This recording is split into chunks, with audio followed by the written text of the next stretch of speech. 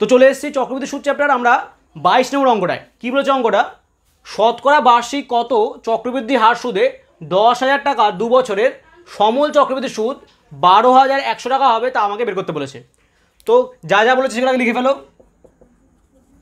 আমাদের আসলটা বলে দিয়েছে, কত বলেছে আসল বলেছে 10,000 টাকা,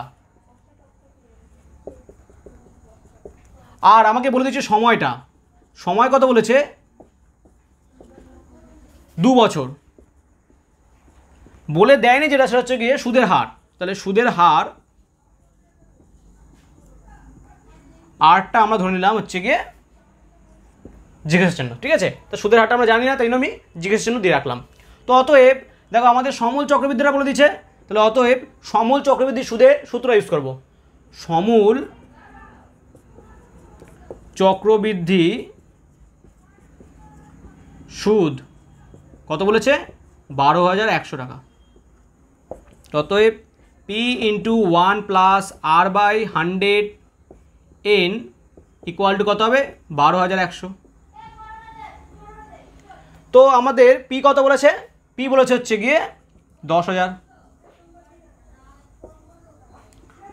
আর এর মান আমরা জানি না, আর এন এর মান কত বলেছে 2, 12100। এবার দেখো আমাদের আর এর মান বের করতে হবে। তাহলে এই 10,000 টাকা এখানে রেখে লাভ নেই, আমরা ওপাশে পাঠিয়ে দিই। তাহলে এটা গুণ ছিল, এদিকে আসলে কী হবে ভাগ হয়ে যাবে। তাহলে 1 plus R by 100 square equal to কত বলতে পারি 12100 ভাগ 10000। এই দুটো শূন্য কী হলো কেটে গেল, ঠিক আছে? তাহলে পড়ে কী রইল 1 plus R by 100 equal to, দেখো এখানে স্কোয়ার ছিল, এই স্কোয়ারটা যদি আমি ওপাশে নিয়ে যাই কী হয়ে যাবে, পুরোটা রুট ওভার হয়ে যাবে 11, আচ্ছা 121 বাই 100। এবার 121কে রুট করলে কত হয় 11, আর 10কে রুট করলে কত হয় 10। 1 প্লাস আর বাই 100। আমাকে আর এর মান বের করতে হবে। তাহলে এই একটা কী করবো, আমি ওপাশে নিয়ে যাবো। তাহলে আর বাই 100 ইকুয়াল টু বলতে পারি 11 বাই 10 মাইনাস 1। তাহলে বলতে পারি আর বাই 100 ইকুয়াল টু 10, 11 মাইনাস 10। তাহলে কত আসছে আর বাই 100 ইকুয়াল টু 1/10। এই শূন্য কেটে যাচ্ছে, তাহলে আর ইকুয়াল টু কত আসছে আমার 10। তাহলে চক্রবৃদ্ধি সুদের হার কত হবে 10%। তাহলে এটাই কিন্তু আমার অ্যান্সার। চক্রবৃদ্ধি সুদ চ্যাপ্টার আমরা 23 নম্বর অঙ্কে চলে এসেছি। কী বলেছে অঙ্কটা? বলেছে দেখো বার্ষিক 10% চক্রবৃদ্ধি হার সুদে কত বছরে 50,000 টাকার সমূল চক্রবৃদ্ধি সুদ 60,500 টাকা হবে তা আমাকে বের করতে বলেছে। আগের অঙ্কটায় আমাকে সুদের হার বলে দেয়নি, এবার আমাকে বছর বলে দেয়নি। তাহলে যা যা বলেছে সেগুলো আগে লিখে ফেলি। দেখো আমাদের বলে দিয়েছে আসলটা, তাহলে আসল পি আমরা কত জানি 50,000 টাকা, আর আমরা সময়টা জানি না, সুদের হারটা জানি। সুদের হার আর কত জানি আমরা 10%। তো সময়টাকে আমরা জিজ্ঞাসা চিহ্ন দিয়ে রাখি, ঠিক আছে? তো অতএব আমরা সমূল চক্রবৃদ্ধি সূত্র জানি। সমূল চক্রবৃদ্ধি কত জানি আমরা 60,500। আর সমূল চক্রবৃদ্ধি সুদের সূত্র আমরা কি জানি P into 1 plus R by 100 N. আচ্ছা পি এর মান কত জানি আমরা 50,000। আর এর মান আমরা জানি 10, আর এন এর মান আমরা জানি না। তাহলে 0 কেটে গেল, ঠিক আছে? আচ্ছা আমাদের এন এর মান বের করতে হবে। তাহলে 50,000 টাকা আমরা পোষণে চলে যাই। তাহলে এখানে কত পড়ে থাকবে, লসগু করলে উপরে 11 নিচে 10 এন, আর এখানে কত থাকছে 60,500 নিচে 50,000। এই শূন্য কেটে দিলাম। দেখো 5 দিয়ে মনে হয় কাটোটি যাচ্ছে, তাহলে কেটে দাও। 5 একে 5, 5 দুগুণে 10, 5 একে 5, 5 একে 5, 0। তাহলে এখানে কত পেলাম আমরা, এখানে পেলাম হচ্ছে গিয়ে 11/10 পুরোটা two the power n equal to 121/100। এবার আমরা জানি কি 121 হচ্ছে গিয়ে 11 স্কোয়ার, আর 100 হচ্ছে গিয়ে 10 স্কোয়ার। তাহলে আমরা বলতে পারি 11/10 two the power n equal to 11/10 পুরোটা হোল স্কোয়ার, তাই তো? এটা হোল স্কোয়ার আছে, এটা হোল স্কোয়ার আছে, তাহলে আমি কী বলতে পারি পুরোটা হোল স্কোয়ার। এবার আমরা সূচকে পড়ে এসেছিলাম যে বাঁ দিকের নিধান আর ডান দিকের নিধান যদি সেম থাকে তাহলে তাদের সূচক কিন্তু সেম হয়। তাহলে n ইকুয়াল টু কত আসবে 2। তাহলে অ্যান্সার কত আমার 2 বছর, তাই তো? তাহলে 2 বছরে কিন্তু আমার 50,000 টাকা 60,500 টাকা হবে, এটা আমার অ্যান্সার।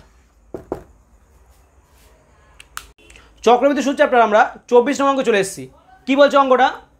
বার্ষিক 10% চক্রবৃদ্ধি হার সুদে কত বছরের 3 লাখ টাকার সমূল চক্রবৃদ্ধি সুদ 3,99,300 টাকা হবে তা আমাকে বের করতে বলেছে। তাহলে আমাকে যা যা বলে দিচ্ছে সেগুলো আগে লিখে ফেলি। আমাকে আসলটা বলে দিয়েছে, আসল পি আমাকে বলেছে 3 লাখ টাকা, আর আমাকে সুদের হারটা বলে দিয়েছে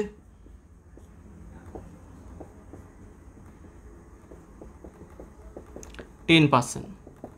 আমাকে বছরটা কিন্তু বলে দেয়নি, মানে সময় আমাকে বলে দেয়নি, তাহলে এটা আমি জিজ্ঞাসার জন্য দিয়ে রাখি। সমূল চক্রবৃদ্ধি সুদটা বলে দিয়েছে আমাকে, সমূল চক্রবৃদ্ধি সুদ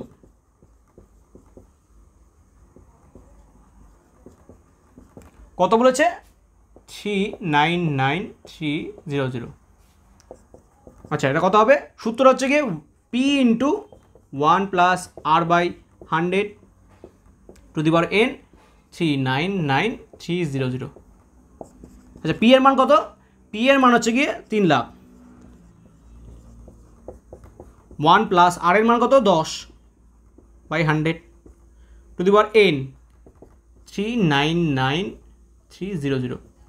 এবার আমাদের তো n এর মান বের করতে হবে, তাই তো? তাহলে 3 লাখ টাকা লাভ নেই, এটা পাশে নিয়ে যাই। আচ্ছা, এখানে দেখো 0 কাটা যাচ্ছিলো, কেটে দিলাম। তাহলে এখানে কত পড়ে থাকবে? লসগু করলে উপরে 11 নিচে 10 টু দি পাওয়ার n। এখানে কত আসবে? 3,99,300 বাই 3 1 2 3 4 5। এবার দেখো 2 0 কাটা যাচ্ছে, 2 0 কাটা যাচ্ছে, কেটে দিলাম। 3 দিয়ে কাটো, 3 একে 3, 3 3 9, 3 3 9, 3 একে 3, 3 দিয়ে কাটো, কত আসবে? 3 একে 3 0 0 0। এবার এইখানে আমার কি পড়ে রইলো? পড়ে রইলো হচ্ছে কি 11/10 two the power n equal to 1331/1000। আচ্ছা, 1331 হচ্ছে গিয়ে 11 কিউব, আর 1000 কিউব কত? 10, তাই তো? 10 কিউব হচ্ছে 1000, উল্টো বললাম, ঠিক আছে? 11 কিউব হচ্ছে গিয়ে 1331, আর 1000 হচ্ছে গিয়ে 10 কিউব। তাহলে অতএব আমরা দেখতে পাচ্ছি হচ্ছে গিয়ে 11/10 two the power n equal to 11/10 two the power cube, তাই তো? তাহলে নিদান সেম, তাহলে আমার কী হবে? সূচক n ইকুয়াল টু হবে কত? 3, মানে 3 বছরে গিয়ে আমার অ্যান্সার হবে, ঠিক আছে? এটা আমার অ্যান্সার। এবার কারো মাইন্ডে ডাউট আছে যে স্যার আমরা তো 1331 11 কিউব আমরা জানিই না, তাহলে কীভাবে করবো অঙ্কটা? দেখো, তাদের জন্য বলে দিচ্ছি, ঠিক আছে? এই পর্যন্ত হচ্ছে কি অঙ্ক আমার।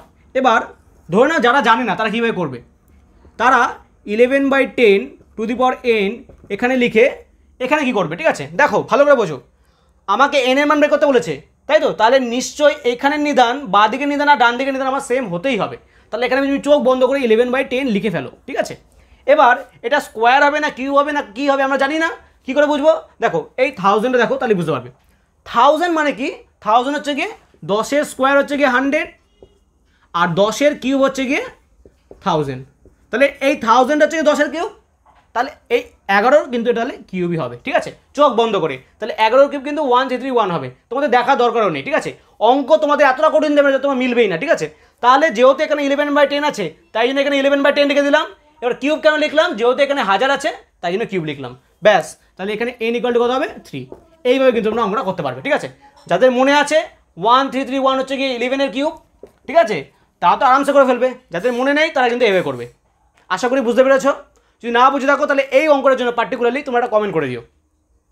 চক্রবৃদ্ধি সূত্রটার আমরা লাস্ট অঙ্কটা চলে এসেছি, 25 নম্বর অঙ্ক, ঠিক আছে?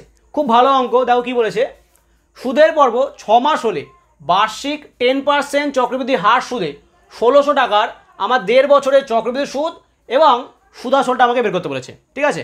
তাহলে আমরা হয় চক্রবৃদ্ধি সুদ বা সুদাসল দুটো সূত্রের মধ্যে যে কোনো একটা সূত্র ইউজ করবো, ঠিক আছে? ওখান থেকে আমরা হয় আসলটাকে যোগ করে বা বিয়োগ করে কিন্তু আমরা বাকি অ্যান্সারটা বের করবো, ঠিক আছে? তো দেখা যাক কীভাবে করবো অঙ্কটা। যা যা বলে দিচ্ছে তার আগে আমরা করবো, ঠিক আছে? তার আগে আমাদের একটা কাজ করে নিতে হবে, ঠিক আছে? দেখো ভালো করে দেখো, আমাকে সুদের পর্ব বলে দিয়েছে, তাই তো? সুদের পর্ব বলে দেওয়া মানে কি, আমার হচ্ছে গিয়ে বছরে সুদ আর একবার দেবে না, ঠিক আছে? এবার বছরে সুদ নিশ্চয় আমাকে একটা অন্তর পরপর দেবে। দেখো আমাকে কী বলেছে, 6 মাস অন্তর অন্তর দিচ্ছে। তার মানে যদি 6 মাস অন্তর অন্তর সুদ দেয় তাহলে এক বছরে আমাকে 2বার সুদ দেবে, তাই তো? তাহলে যদি আমাকে যদি 6 মাস অন্তর অন্তর সুদ দেয়, আমাদের বছরে তাহলে 2বার সুদ দেবে। আমরা এটা আগেও করে এসেছি 18 নম্বর অঙ্কটায়। তাহলে আমি বলতে পারি সুদের পর্ব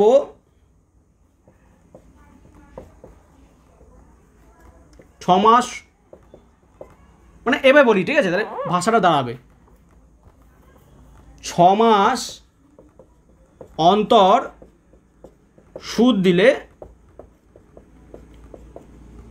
সুদের পর্ব হলো 2বার, তাই তো? তো সুদের পর্ব আমরা জেনে গেলাম। এবার অঙ্কটা করি আমরা আসল জানি। আসল কত? 1600 টাকা। সুদের হার কত? 10%। আচ্ছা, সময় কত বলেছে আমার?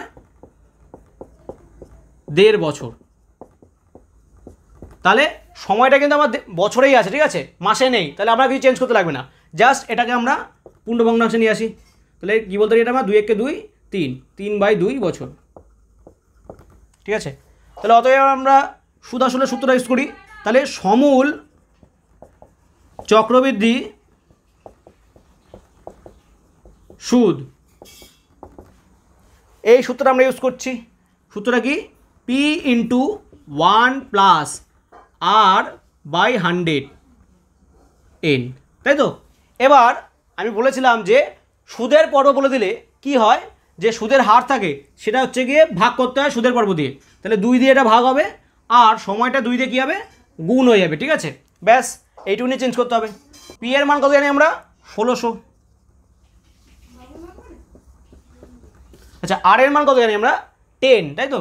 তাহলে 10/2/100। এন এর মান কত জানি আমরা? 3/2, তাই তো? এই 2 এদিকে কেটে যাচ্ছে। আচ্ছা, 2 দিয়ে 10 কাটলে কত হয়? 5, তাই তো? 5 দিয়ে 100 কাটো, 5 × 100। তাহলে আমরা কত পাচ্ছি এখানে? 1600 গুণ নিচে রয়েছে 20, তাই তো? এটা 20 আর উপরে হচ্ছে 1, তাহলে কত হবে? এটা 21/20 পুরোটা কিউ। তাহলে আমি এই সাইডেই করে দিই। তাহলে এখানে কত পাচ্ছি আমরা? 1600। আচ্ছা, 21/20 কিউ আছে, তার মানে কি 21/20 গুণ 21/20 গুণ 21/20। এবার এই 0 আর এই 0 কেটে দিলাম, এই 0 কেটে দিলাম। 2 দিয়ে কাটো 8, 2 দিয়ে কাটো 4, 4 দিয়ে কাটো 5। তাহলে কত পেলাম? 21 গুণ 21 গুণ 21/5।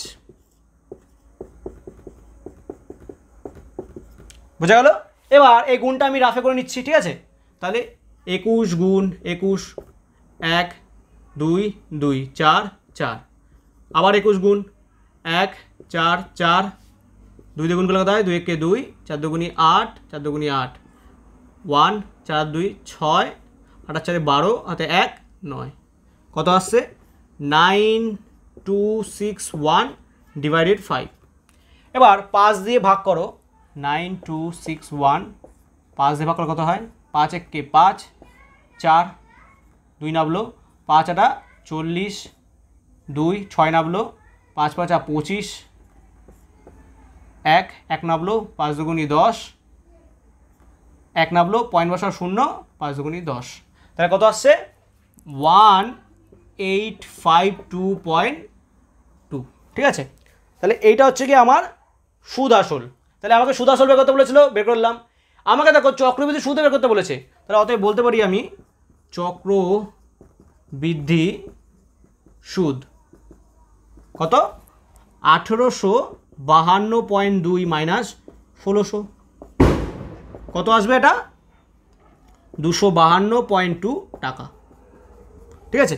তাহলে আমার এইটা একটা অ্যান্সার চক্রবৃদ্ধি সুদের, আর এটা একটা অ্যান্সার, এটা হচ্ছে গিয়ে সমূল চক্রবৃদ্ধি সুদ বা সুদ আসল। তাহলে এই দুটো হচ্ছে গিয়ে আমার অ্যান্সার। তাহলে খুবই ইজি অঙ্ক ছিল। আশা করি তোমরা বুঝতে পেরেছো।